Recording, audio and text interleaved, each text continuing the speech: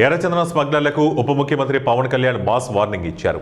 తిరుపతి జిల్లా మంగళంలో ఉన్న అటవీ శాఖ ఎర్రచందనం గోడౌన్ను ఈ రోజు ఆయన సందర్శించారు. అక్కడ ఉన్న 8 గోడౌన్లలో నిల్వ చేసిన ఎర్రచందనం లాట్ల వివరాలను తెలుసుకున్నారు. ఏ, బి, మరియు నాన్ గ్రేడ్ల వారీగా దొంగల వివరాలు తెలుసుకుని రికార్డులు పరిశీలించారు. ప్రతి గోడౌన్లో రికార్డులను పరిశీలించిన అనంతరం ప్రతి ఎర్రచందనం దొంగకు ప్రత్యేక బార్కోడ్, లైవ్ ట్రాకింగ్ వ్యవస్థలను ఏర్పాటు చేయాలని అటవీ శాఖ అధికారులను ఆదేశించారు.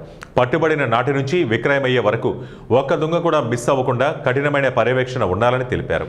తొలుత తిరుపతి జిల్లా మామండూరు అటవీ ప్రాంతాన్ని పవన్ పరిశీలించారు. అడవిలో 4 కిలోమీటర్లకు పైగా ప్రయాణం చేశారు. 2 కిలోమీటర్ల మేర కాలినడకన ప్రతి చెట్టును పరిశీలించారు. ఎర్రచందనం, అంకుడు, తెల్లమద్ది, వెదురుతో పాటు శేషాచలంలో మాత్రమే కనపడే అరుదైన మొక్కలు పరిశీలించి అటవీ అధికారుల నుంచి వివరాలు తెలుసుకున్నారు. నేపిరేయర్ రిజర్వ్ ఫారెస్ట్ వద్ద ఉన్న వాచ్ టవర్ నుంచి మొత్తం అటవీ ప్రాంతం పరిశీలించారు. వెలిగొండ, శేషాచలం అటవీ సరిహద్దులు, స్వర్ణముఖి నది ఎక్కడి నుంచి ఉద్భవిస్తుంది తదితర వివరాలు అధికారులను అడిగి తెలుసుకున్నారు. తొలుత తిరుపతి జిల్లా మామండూరు అటవీ ప్రాంతాన్ని పవన్ పరిశీలించారు. అడవిలో 4 కిలోమీటర్లకు పైగా ప్రయాణం చేశారు. 2 కిలోమీటర్ల మేర కాలినడకన ప్రతి చెట్టును పరిశీలించారు. అనంతరం మంగళంలోని అటవీ శాఖ ఎర్రచందనం గోదామును పరిశీలించిన అనంతరం పవన్ కళ్యాణ్ మాట్లాడుతూ గత ప్రభుత్వ హయాంలో దాదాపు 10,000 కోట్ల విలువైన ఎర్రచందనం అక్రమ రవాణా అయిందన్నారు.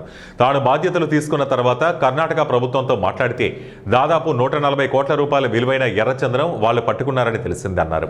కనీసం మళ్లీ అది మన రాష్ట్రానికి తిరిగి రాకపోగా వారికి ఆదాయం వచ్చిన విషయం చెప్పారని తెలిపారు. తాను అటవీ పర్యావరణ శాఖ మంత్రిగా బాధ్యతలు తీసుకున్న రోజు నుండి ఎర్రచందనం అక్రమ రవాణా అంశంపై సమీక్షలు జరుపుతూ అక్రమ రవాణా అడ్డుకునేందుకు అన్ని రకాలుగా చర్యలు తీసుకున్నామన్నారు. ఎర్రచందనం స్మగ్లర్లపై ఉక్కుపాదం మోపుతామని, ఈ వ్యవహారంలో ఇప్పటికే 4 కింగ్ పిన్లను గుర్తించామని తెలిపారు. ఇది వెంకటేశ్వర స్వామి గాయం నుంచి పుట్టిన చెట్టు. ఇది సెంటిమెంటల్గా దయచేసి దీన్ని శేషాచలం అడుగుల్లోని ఎర్రచందనాన్ని దయచేసి ఎవరు కొనగండి. That's my first appeal. 2, ఎవరైనా సరే ఉపాధి లేక మీకు ఏదైనా కొట్టేస్తుంటే కన్సర్న్ కలెక్టర్ దగ్గరికి వెళ్ళండి, లేదా కన్సర్న్ లీడర్స్ దగ్గరికి వెళ్ళండి. స్థానికంగా ఇక్కడ ఎవరన్నా కూర్చోబెట్టి సహాయపడి దానికి ఏదైనా ఆల్టర్నేట్ ఎంప్లాయ్మెంట్ చేస్తాం తప్ప దయచేసి మీరు ఎర్రచందనం చెట్లలో నరికివేతలు మీరు పాల్గొనకండి.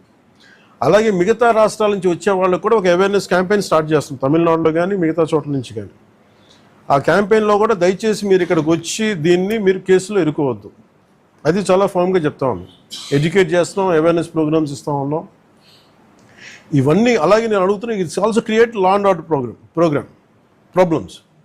అది ఎలా చేస్తున్నారంటే వీళ్ళు నరికి దొంగలు తీసుకెళ్ళిపోతున్నప్పుడు వీళ్ళని ఆపాలనుకున్నప్పుడు వీళ్ళు లైసెన్స్ ప్లేట్ లేని కార్లు కావచ్చు, లేదంటే అసలు ఇంజిన్లో కూడా చాసిస్ మీద నెంబర్లు చెడిపేసి దొంగతనం చేసిన కార్లు, అది ఒక చాలా క్రమబద్ధీకరణతో జరుగుతుంది, చాలా మెథాడికల్గా జరుగుతుంది. సో వీళ్ళకి మేమేం చేసుకున్నామంటే 1 సింపుల్ వార్నింగ్ అందరికీ ఇస్తుంది. ముఖ్యంగా రెడ్ శాండర్స్ అందరికీ కూడా, రెడ్ శాండర్స్ని ఎవరైతే సపోర్ట్ చేస్తున్నారో మీరు స్మగ్లర్స్ కావచ్చు, కొట్టేసే వాళ్ళు కావచ్చు, కింగ్ పిన్స్ కావచ్చు, it's a very firm warning to you all.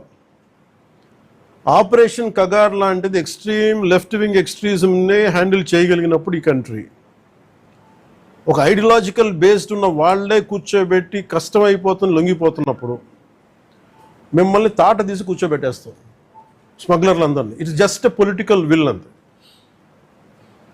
మీరు కనుక ఇదే పనిగా చేస్తే 6 to 9 months or 1 year అదే పని ఆపరేషన్ పెడతాం మీ అందరికి.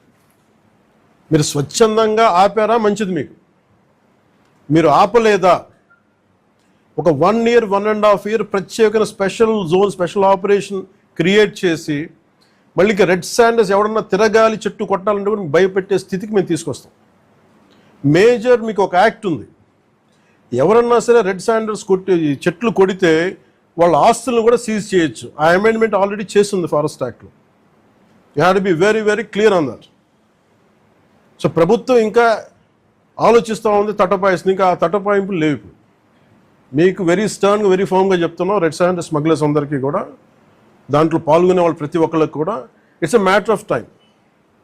సో మీ అందరూ కూడా మర్యాదగా మీరు వెనక్కి వెళ్ళిపోయి వేరే పనులు చూసుకుంటారా లేదా ఇవే చేస్తారనేది చాయిస్ ఇస్ యువర్స్. ఎందుకంటే వన్స్ మేము ఆపరేషన్ స్టార్ట్ చేసినప్పుడు మటుకు ముఖ్యమంత్రి గారి దృష్టికి తీసుకెళ్తాం, ఆల్రెడీ ఆయన స్టార్ట్ చేశారు.